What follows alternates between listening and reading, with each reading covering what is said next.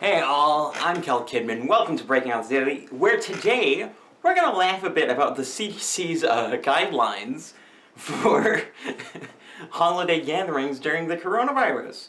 Because, oh man, it never ends. How silly these guidelines are. I mean, they're talking about things like, oh, you shouldn't shout, oh, you shouldn't sing very loud. I mean, the idea that not singing or shouting is going to help in a scenario in which you are in a place for potentially 3 or 4 hours, surrounded by the same people for 3 or 4 hours, is ludicrous, okay? Because here's the fact of the matter. At that point, nothing's going to help. You're either going to get it or you aren't. There's nothing you could do other than potentially quarantining for like 2 weeks and being tested beforehand that could potentially lower the risk. Reason being, you're in the same place for long enough to the point where any sort of preventative measure would run out of time, because the fact of the matter is, for most preventative measures with regard to the coronavirus, at least as of what we have now, is a timed measure. It is something that buys you time, like, for instance, masks. In the cases in which they do work, and I'm personally kind of a mask skeptic, mostly because I fail to see the evidence where they actually work in real life, even in the cases in which they do work, they only work for a certain amount of time. That be that 15 minutes, an hour, whatever it might be. I mean, the variations, there may be variations on that front, depending on how effective masks truly are in a normal environment. And they act essentially as stopgaps, essentially like a timer that once it counts down, it stops having any use. And so when you're in a scenario in which you are surrounded by people for multiple hours at a time, and you're surrounded by the same people for multiple hours at a time, potentially indoors for that amount of time, you're going to inevitably run out of that time. You can't extend it, you could extend it potentially by replacing masks, or having good ventilation, but in those cases, it's still only a delay tactic. And even then, I would hazard a guess that you could not prevent it for 4 hours, or at least not consistently. It's just a silly thing to say, oh, you shouldn't sing. It's like, you're at a 3-hour event, okay? I mean, you're going to be in the same room with a bunch of other people for who knows how long. But, you know, of course that's not the silliest thing. I mean, you have people like in New York and Michigan and all these crazy states that are disallowing people to gather in groups higher than 10, which, by the way, is a massive violation of their First Amendment rights. No, I don't care that it's for safety. It doesn't matter to me. Because the fact of the matter is, they have a right to gather as much as they want. And I think what gets missed here a lot is that the right that's being violated here is not someone's right to life. Because here's the fact of the matter. There's risk in all forms of life. There's risk in anything you do. You could potentially be injured or die, or get sick, even at that point. Particularly in the fall, when there is flu seasons anyway, it shouldn't be surprising that if you go and hang out with people in the fall, that you may get sick. It's not surprising. And to say that coronavirus is somehow massively different in terms of the risk factor as compared to a flu is frankly ridiculous.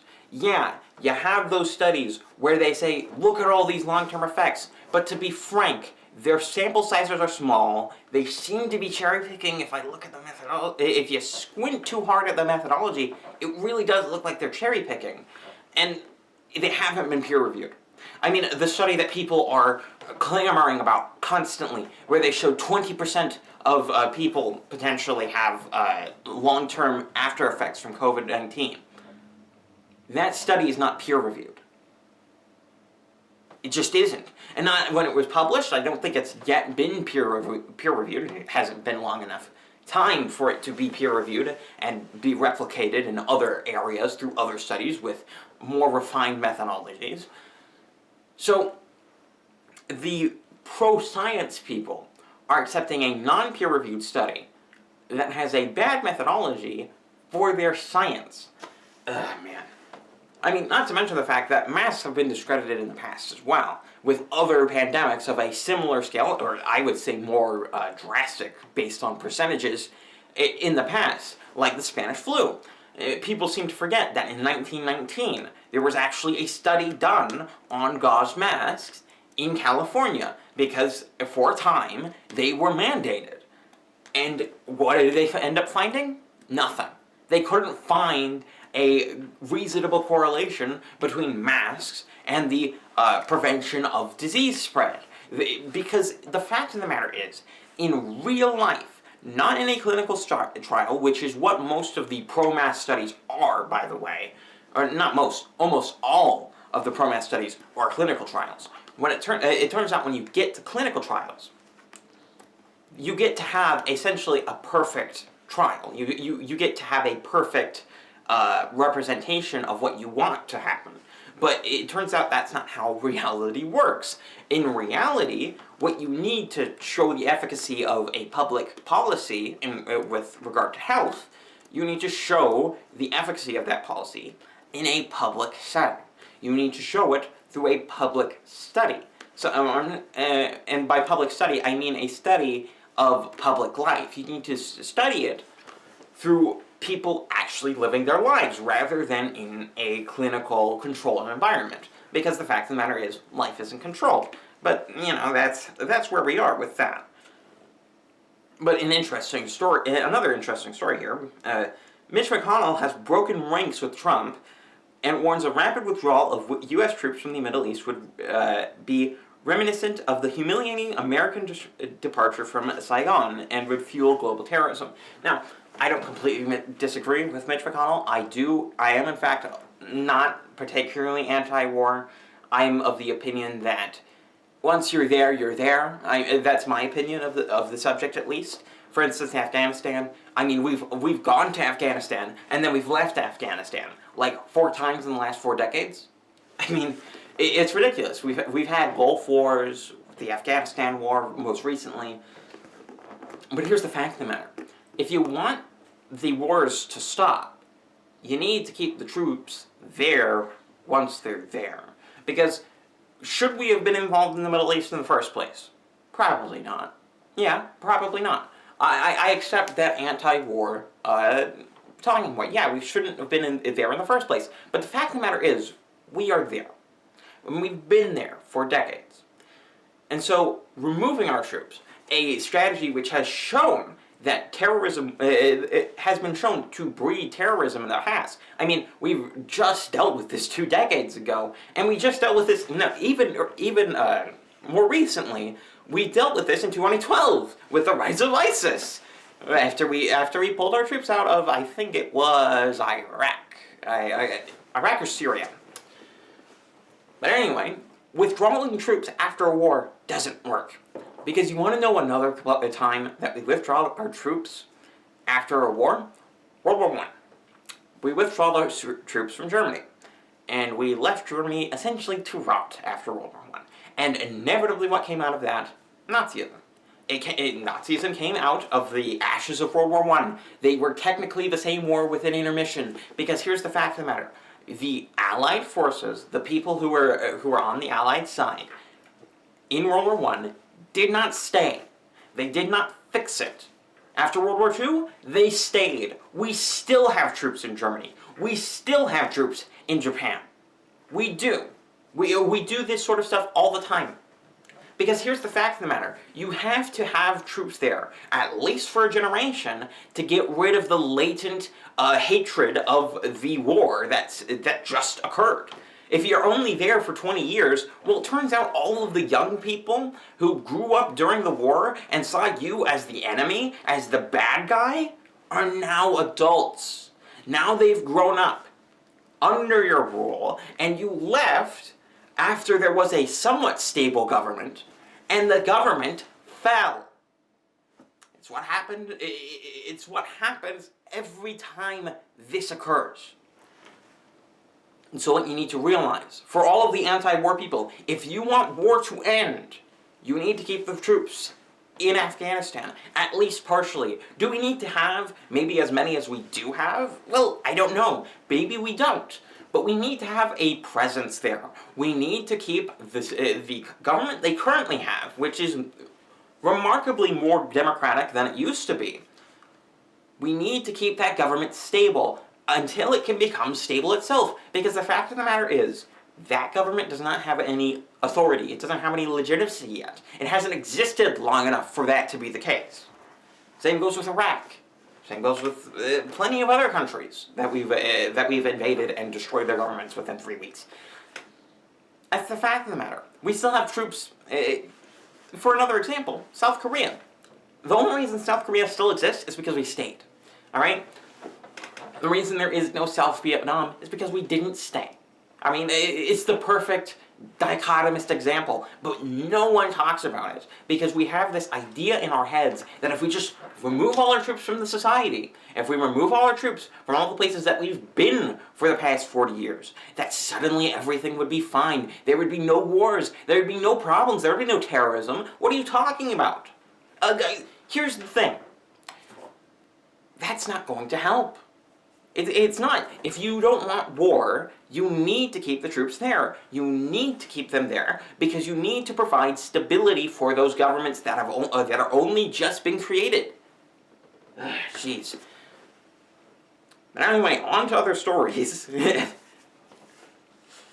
Finally, someone is calling for Gretchen Whitmer's impeachment. It took you long enough. Okay, impeachment's one of the most underused abilities of the legislator in our government. And this is ridiculous because, not the actual calling for impeachment, but Gretchen Whitmer and her whole thing that she's been doing for the past month and a half has been ridiculous. Because, for those who don't know, she was ordered to stop doing what she was doing back like a month and a half ago. Like, she was ordered to stop doing the COVID ridiculous Tin Pot dictator stuff a month and a half ago, I think it was. And so she's still doing that. She put on more restrictions, actually, just recently. I think it was a few days ago. And so, yeah, she needs to be impeached.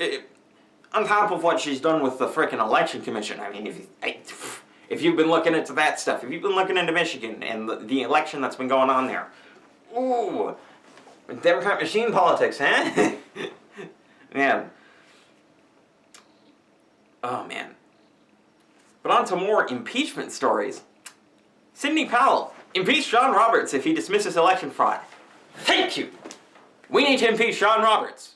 I don't even care what. I don't even care if he dismisses election fraud. We need to impeach him. Because here's the thing. I hate John Roberts. I really, really do. John Roberts is the worst. He is the worst justice by far. And the reason being that he pretends he cares about the court. He's like, well, I don't want to impugn the court's credibility. But in his actions, through what he does on a regular basis, he impugns the court's motives. He impugns the court's legitimacy more than anyone else on that court. Because he couches it in the idea of reasoned court orders. Unreasoned John Roberts is one of the core manufacturers, or not core manufacturers, core upkeepers of the idea, the fantasy world that much of the country has believed for the past almost century, and pretty much since the FDR era. And that is the idea that, first of all, bureaucrats aren't political. I mean, you see this all the time from people like Fauci, people in the administrative government, the pretending that people in government could possibly be non-political. Also, the pretend notion that the court is not political currently, that it doesn't have political decisions, and pretending that the court is some sort of demigod of the U.S. government, that they cannot be touched by any other branch of the government, either by the legislature or the executive. But this is simply untrue, because here's the fact of the matter. The court can be touched by both the executive and the legislature. They can be stopped. Very simply, you don't need to change the laws. There's no need for court reform, at least in the sense that most people who advocate for such things conceive of it. Rather, all you need is a impeachment process. You need to impeach more justices. Heck, you need to add more justices to the court. I'm pro-court packing, and that's kind of a strange thing to say, but the reason I'm pro-court packing is because the court is a mess. The court has completely abdicated its actual purpose for being, and thus has lost all of its legitimacy as the court of the United States. What needs to happen now? Well, the court needs to be forced into obscurity, and the way that you're going to be able to do that is you need to be able to impeach justices regularly, either being John Roberts as a pretend nonsense monger, or partisans. You need to be able to impeach justices and add justice to the court as you will please. Because the fact of the matter is, or the reality of what needs to happen is that you need to completely remove all of the rot from the court. And the only way that's going to happen is through adding justices to the court, and in turn, justifying removing justices from the court through the powers of impeachment that Congress has. I mean, as I've said before, Congress, their most underused power is impeachment. And the most important thing that we could do in any of our pursuits politically is any attempt to get the legislator to start doing its job again, which is the biggest problem in American governments currently. And it's not going to be solved by any sort of legislation or rule changing or anything like that. What needs to be done, rather, is the electorate, us, the people who vote, need to become more active in deciding who is going into the Congress. We don't just need to focus on the presidential race. We need to focus on the Congress. And and to other stories of significance, Joe Biden said his family wouldn't engage in foreign business if he won the election, but records show Hunter still holds stake in that Chinese firm. I wonder why. I mean, it's almost as though Joe Biden's corrupt and his family has been running this machine politics thing for decades. I mean, it's almost as if the firm that he was running, the Joe Biden Cancer Foundation, I think it's called, wasn't doing any cancer research. Wow, that was a story from over the weekend, and that was a crazy story. But this story is even better because, ooh man, here's the thing. This could be two things. Either one, Joe Biden's extremely corrupt, and that's probably the case. Or two, Joe Biden doesn't think he's won, which is almost equally likely because there's a lot of ridiculous stuff going on with the election currently. On to the next story. Georgia's Republican Secretary of State reveals that Lindsey Graham pressured him into find a way to legally cast ballots. Now, if you actually read the statement that he said that Lindsey Graham said, that's not what he said. What he said was, hey, look as hard as you can for all of these illegitimate, all of these fake ballots, all of these things which weren't verified or are against election rules, and throw them out. That's what he said. That's what Lindsey Graham said. According to this Republican Secretary of State, or should I say Rhino Secretary of State, because he just said, oh, if they don't have signatures that match, throw them out, which is normal election code. I'm pretty sure that's Georgia election code. So this guy's complaining that Lindsey Graham said, follow the election code to the T. Really? That's your problem. Okay. Oh man, that is just so dumb. But on to an update with regard to that Pennsylvania lawsuit I was talking about on Friday. It's going to court. It hasn't been dismissed. You know that really important lawsuit that I said would determine the outcome of this election? Yeah, it's going to hearing, which essentially means it's going to be here on Tuesday, I think. Yeah, I think today. It's going to be, there's going to be a hearing on it today. So, yeah, this is going to the Supreme Court. It's going to the Supreme Court, boys. Oh, man. In this one, This one's a good case, all right? This is a really good case because it uses the equal protection laws, it references Bush v. Gore all the time, and more importantly, it can be applied to other states. Because you have very similar things going on in places like Michigan and Wisconsin, and you have already similar lawsuits popping up there. Oh boy, this is gonna be fun. So, we're gonna be watching this tomorrow, I think it will be. We'll probably have more updates on that tomorrow. So that's where I'm going to leave you today. Be excited for tomorrow. Subscribe for more if you want to see tomorrow, in fact. I'm Kel Kidman. This has been Breaking on the Daily, and I'm out.